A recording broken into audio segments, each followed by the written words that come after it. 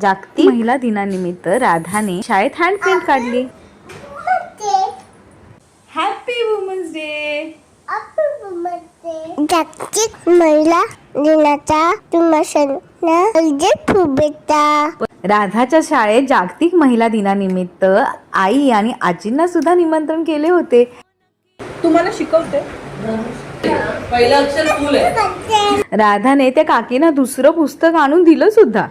बरेचसे गेम्स खेळून झाल्यानंतर केक कटिंग झाले.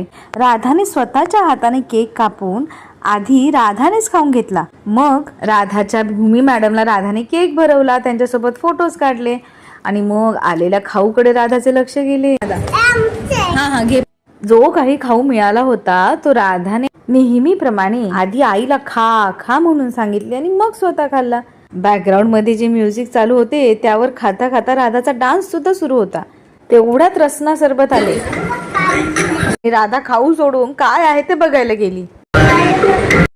राधाला मी ज्यूस मागितल्यानंतर नकार देता देता राधा म्हणाली,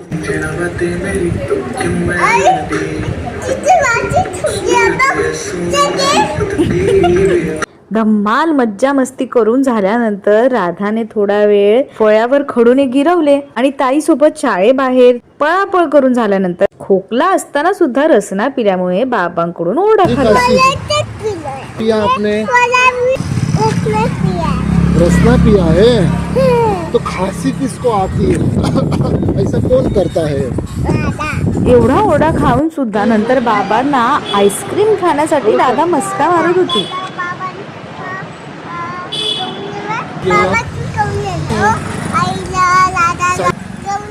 मग नंतर संस्कार वर्गात जाऊन राधा आईचा रुमाल हरवला हा खेळ पाहून आली.